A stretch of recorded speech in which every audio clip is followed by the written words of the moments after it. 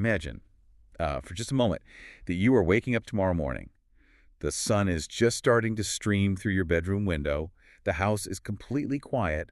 And as you walk over to your desk, you notice something sitting right in the center of it. Okay, setting the scene. I like it. Right. It is a sealed envelope. You pick it up, you turn it over in your hands, and you immediately notice two very strange things about it. First, there is no stamp.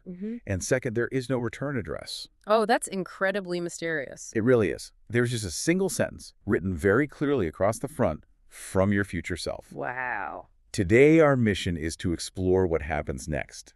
You are joining us for a deep dive into a profoundly thought-provoking piece of writing titled The Day Your Future Self Sent You a Letter. And this is such a powerful framework because we're going to unpack the psychology of how we view our own futures. Exactly. And more importantly, how the small daily actions you take right now bridge the gap to the person you ultimately want to become. So I have to ask you directly, if that letter was sitting on your desk right now, perfectly sealed, would you actually open it?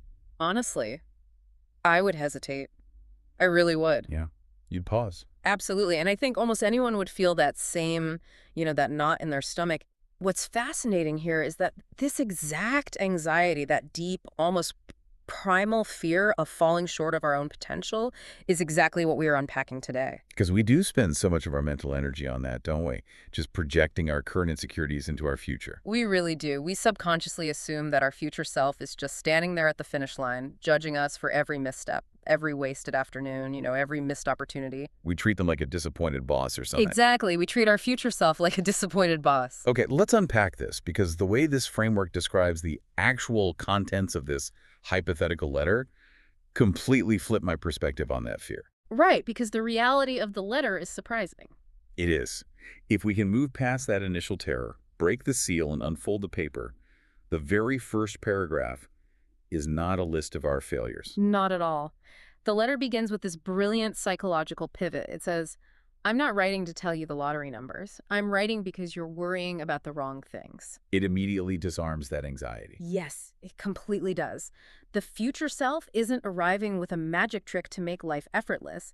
The message is entirely about our internal state right now.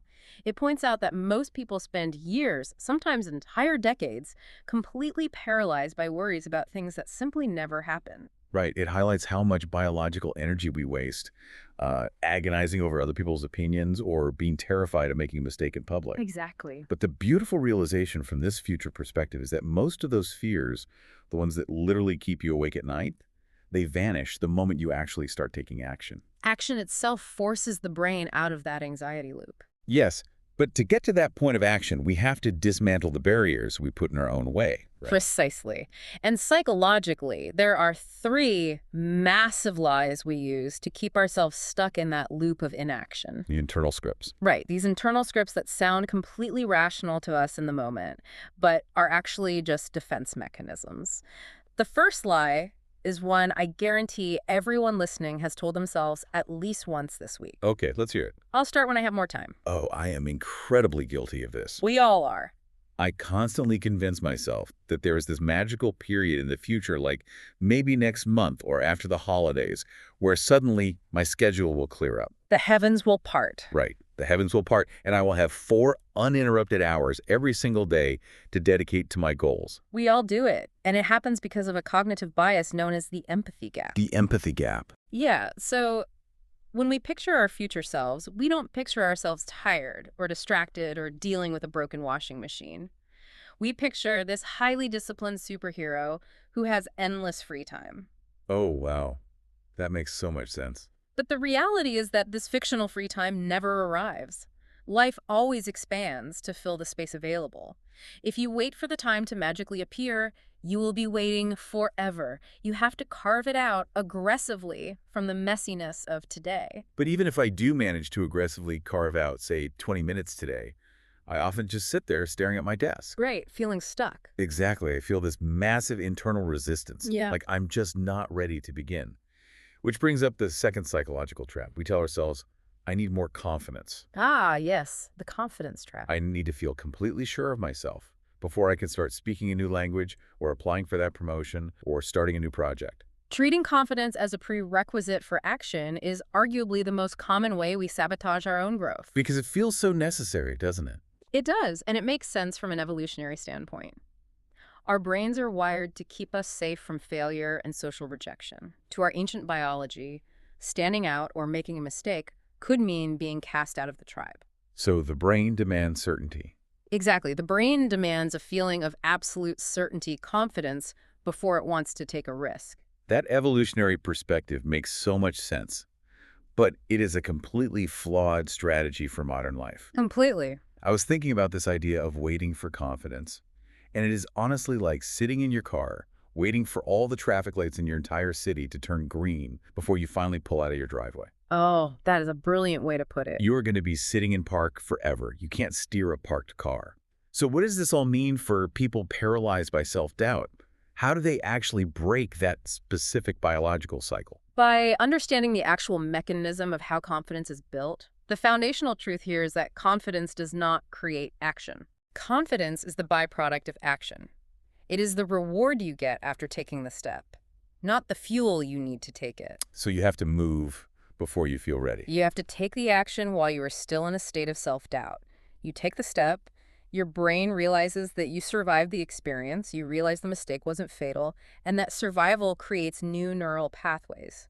That is what builds the baseline of confidence for the next step. Action always has to come first. Which makes the third lie we tell ourselves incredibly urgent to dismantle. It really does. Because if action has to happen today, in the midst of our messy schedules and our self-doubt, we can't rely on the third lie, which is, I still have plenty of time. That is the most sobering trap of all. We operate under this illusion of infinite time. It's a comforting thought, though. It is. It is a psychological buffer. By pretending our timeline is endless, we avoid the existential dread of our own mortality. But we also give ourselves permission to endlessly defer our personal growth. Right. Sometimes we do have plenty of time, but sometimes we don't. Stripping away that illusion of infinite time is uncomfortable, but it is deeply necessary. It forces you back into the present moment. Today is literally the only space where action is biologically possible. So if we know our time is finite, and we know that waiting for the perfect schedule or perfect confidence is a trap, how do we actually start moving without becoming completely overwhelmed? That's the real challenge. Because I know that when I look at a massive goal, like becoming fluent in a new language, the sheer size of the mountain is what paralyzes me. This is where we shift from identifying the problem to the actual mechanics of the solution. The framework introduces a concept that bypasses that feeling of overwhelm entirely. It focuses on what are called invisible decisions. Invisible decisions. Yes. We are culturally conditioned to believe that lives change because of one giant cinematic leap. The massive career change, the sudden move across the world. But in reality, lives change through hundreds of tiny, almost imperceptible choices. The examples given for these invisible decisions are incredibly grounded. It is the choice to drink a glass of water instead of a soda with lunch. Right. It is the choice to read just 10 pages of a book before bed instead of endlessly scrolling through social media. Or the choice to practice speaking English for exactly 5 minutes today instead of telling yourself, I'm too tired, I'll practice tomorrow. Notice how none of those choices feel life-changing in the moment. Choosing water over soda does not give you an immediate health transformation. No, not at all. Reading 10 pages doesn't make you an expert by morning. That is exactly why they are called invisible. The immediate dopamine reward is so small, or even non-existent, that the decision feels completely insignificant to your brain. Here's where it gets really interesting to me. It makes me think of water dripping on a solid stone. Oh, I like that visual. Yeah, if you watch one single drop of water hit a rock, it does absolutely nothing. It just splashes and evaporates. The impact is totally invisible. But it isn't the force of the water that changes the rock. It is the relentless repetition. The consistency. Exactly. If you have that exact same tiny drop of water hitting that exact same spot on the stone every single day, year after year, it will eventually carve a deep channel right through the solid rock. The landscape is entirely reshaped by microscopic actions. That is a brilliant way to visualize the mechanism at work here. And if we connect that analogy directly to human psychology, that relentless repetition is exactly what forms your identity. Your identity. Yes. A single invisible decision seems small, but when you repeat it, you are actively rewiring your brain. You are building myelin around new neural pathways, making that action slightly easier the next day. You stop being someone who is trying to read more and you simply become a reader. That's a huge shift. It is. You stop being someone who is trying to learn English and you fundamentally become a language learner. True growth is not about making huge leaps of progress. It is entirely about casting daily votes for your new identity. That shift from chasing massive progress to simply casting votes for your identity completely removes the pressure. You aren't trying to overhaul your entire life by noon. You are just trying to make one microscopic choice that aligns with the person you want to be. Precisely. So how do we systematically cast those votes? There is a practical application for this, right? A way for the listener to start making these choices today. Yes, there is a very concrete method introduced here called the mirror exercise, and it is beautifully actionable because it relies on simplicity. Okay, lay it on us. The challenge is this. Tonight, when you are getting ready for bed, stand in front of a mirror, look yourself in the eye, and ask one single question. What would make tomorrow just 1% better than today? Just 1%. One. The golden rule for this exercise is that you must choose a task that is entirely finishable.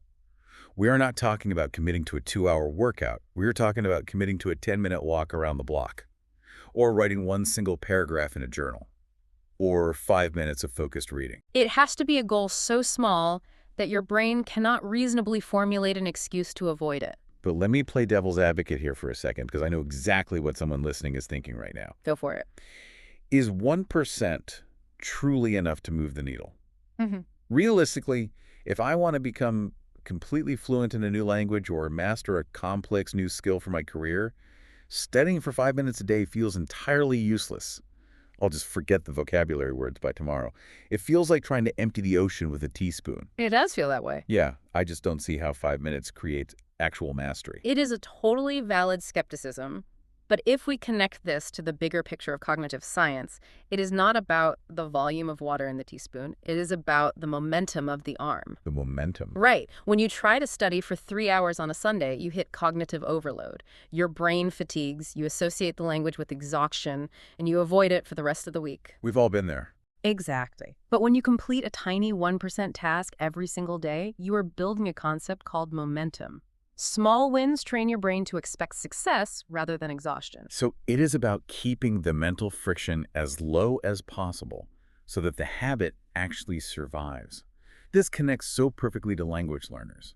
I love how explicitly this framework points out that fluent speakers were not born fluent. There was no magical download where they suddenly possessed a new language. Exactly. Fluency is essentially the ultimate invisible habit. It is simply the collection of thousands of small, disjointed moments. Just tiny exposures. Yes. It is learning one new word today, having one slightly awkward, halting conversation tomorrow, making a highly embarrassing mistake, surviving it, and then making a different mistake the next day. The language is acquired in those microscopic 5-minute increments of exposure, and it all hinges on one core mantra: I don't need perfection, I need consistency. I don't need perfection. I need consistency. I think that might be the most liberating takeaway from this entire deep dive. Perfectionism is a wall. It is a defense mechanism designed to stop you from moving. Because if you never move, you can never be criticized. That's incredibly well said. Consistency, on the other hand, is a staircase that you build one tiny step at a time.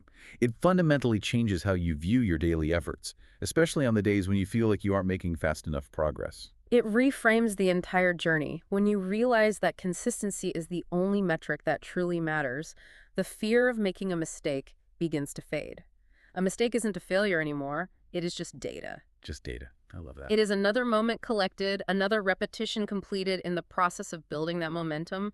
The goal is no longer to be flawless. The goal is simply not to stop. Which brings this entire conversation full circle, right back to that vivid mental image from the very beginning.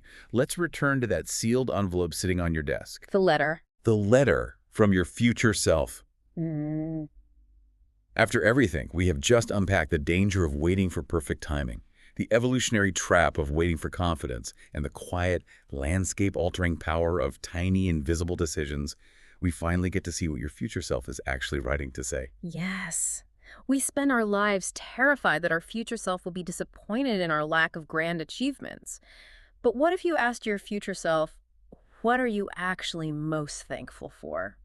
The answer wouldn't be about achieving perfection. No, it wouldn't. They wouldn't say, thank you for never making a mistake, or thank you for always feeling 100% confident. They might not even be proud of your biggest, most public successes.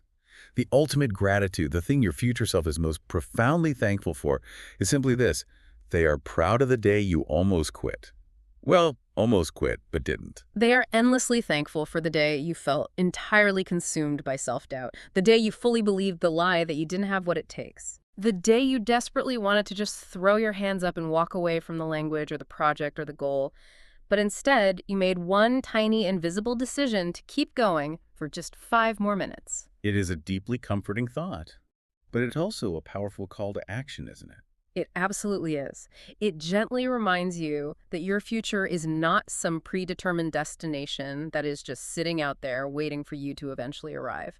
Your future is an active construction site. An active construction site. You are building it right now in this exact second, one tiny decision at a time. Your future self isn't a stranger judging you. It is the person you are actively constructing today. And they are relying on you. They're counting on you to take just one small action today to keep the momentum alive. It changes absolutely everything when you realize that the power is entirely in your hands today. The small choice you make an hour from now is the literal foundation of the person you'll be 5 years from now. That's exactly it. Which leaves me with a final thought experiment for you, something to carry with you after we wrap up this deep dive. We know now that your daily routines and your invisible habits are currently writing the story of your future. But what would happen if you intentionally made one positive choice today that is completely out of character for you? Oh, that's an interesting challenge. Right. Like if you're normally quiet in a meeting, what if you spoke up and shared an idea? Yeah. If you always say you will study vocabulary tomorrow, what if you sat down right now and studied for 10 solid minutes? Just disrupt the usual pattern. Exactly. How would that one unpredictable ripple, that sudden shift in your biological momentum, alter the memory your future self has of this exact moment in your life? Think about what that 1% looks like for you today. Thank you so much for joining us on this deep dive. We appreciate you exploring these ideas with us, and we will catch you next time.